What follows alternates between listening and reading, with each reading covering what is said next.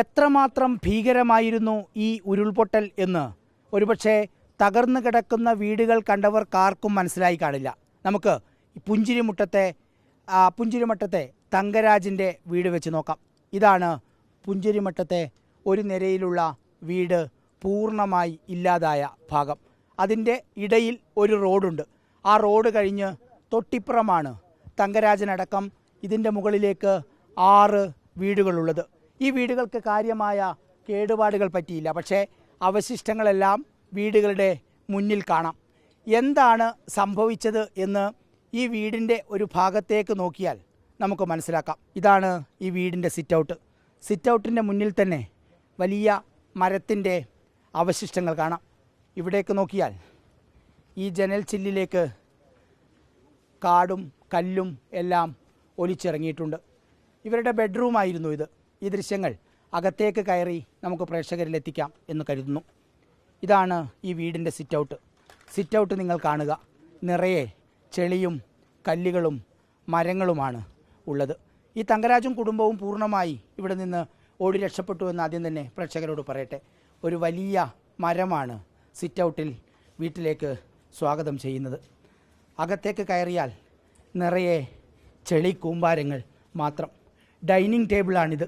Dining ടേബിളിൻ്റെ കസേര കിടക്കുന്നത് കണ്ടോ? ചെളിയിലാണ്. നമ്മുടെ ക്യാമറമാൻ വിനയൻ നിൽക്കുന്ന കാല് ചെളിയിലേക്ക് പൂണ്ടുപോകുന്നു. ഉരുൾപൊട്ടൽ നടക്കുന്ന സമയത്ത് തങ്കരാജും കുടുംബവും ഇവിടുന്ന് ഓടിപ്പോയത് കൊണ്ടാണ് പൂർണ്ണമായി അവർക്കെല്ലാം രക്ഷപ്പെടാൻ കഴിഞ്ഞത്. ബെഡ്റൂമിൻ്റെ കാഴ്ചയാണ് ഈ കാണുന്നത്. ഞാനിപ്പോൾ കാണിച്ച ജനലിൻ്റെ ഉള്ളിലൂടെ അകത്തേക്കടിച്ചു വന്ന ചെളിയും മണ്ണും മരവും പാറക്കഷ്ണങ്ങളും എങ്ങനെയാണ് ഒരു വീടിനെ തകർത്തിട്ടുണ്ടാവുക എന്നതിൻ്റെ ഉദാഹരണമാണ് തങ്കരാജിൻ്റെ വീട്ടിൻ്റെ ഉള്ളിൽ നിന്നുള്ള ഈ ദൃശ്യങ്ങൾ. മേശയുടെ മുകളിൽ കുഞ്ഞിനിരിക്കുന്ന കസേരയുണ്ട്. കുഞ്ഞിൻ്റെ കളിപ്പാട്ടങ്ങളുണ്ട്. എല്ലാം ചെളിയിൽ മുങ്ങിയിരിക്കുന്നു. കുഞ്ഞിന് കഴിക്കാനുള്ള ബിസ്ക്കറ്റിൻ്റെ പാത്രങ്ങളും ഇവിടെ കാണാം.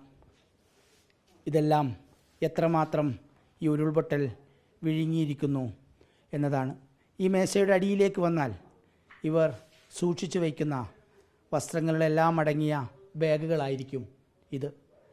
കട്ടിലിനോട് ചേർന്നുള്ള ഈ ഡ്രസ്സിംഗ് ടേബിളിൽ അങ്ങിങ്ങായി ചെളി തെറിച്ചിട്ടുണ്ട്. പുതച്ച് കിടന്നിരുന്ന ബെഡ്ഷീറ്റ് കാണുക, ചെളിയിൽ മുങ്ങിക്കുളിച്ചിരിക്കുന്നു. ഇവിടെയുള്ള ഈ ദിവാൻ കോട്ട് ഏതാണ്ട് പാതി മുങ്ങിയ നിലയിലാണ് ചെളിയിൽ. ഇവിടുന്ന് ഇങ്ങോട്ടേക്ക് അടുക്കള ഭാഗമായിരിക്കണം. ഈ അടുക്കള ഭാഗത്തും മുഴുവൻ ചെളി നിറഞ്ഞിരിക്കുന്നു. എത്രമാത്രം ശക്തിയോടെയാണ് പാറക്കല്ലുകളും മണ്ണും ചെളിയും ഒലിച്ചിറങ്ങിയത് എന്നുള്ളതിൻ്റെ വ്യക്തമായ ചിത്രം.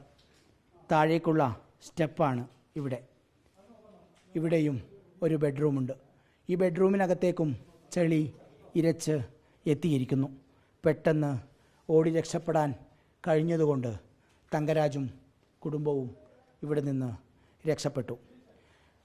പുഞ്ചിരിമട്ടത്തെ ആദ്യ ലെയർ കഴിഞ്ഞ് ഒരു റോഡ് കഴിഞ്ഞുള്ള വീട്ടിൻ്റെ അവസ്ഥയാണ് ഇത് എങ്കിൽ ഇതിൻ്റെ ഈ ഉരുൾപൊട്ടൽ ഒഴുകി വന്ന ആ ഭാഗത്തോട്ട് ചേർന്നുള്ള വീടുകളുടെ അവസ്ഥ എന്തായിരിക്കുമെന്ന് ഊഹിക്കാവുന്നതേ ഉള്ളൂ.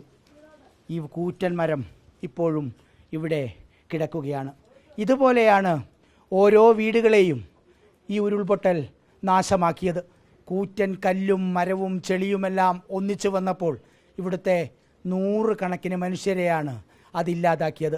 അവരുടെ ജീവിത സ്വപ്നങ്ങളെയാണ് തകർത്തെറിഞ്ഞത്. വിനയൻ രാജിനൊപ്പം reporter TV Prasad, in reporter, Wayanad.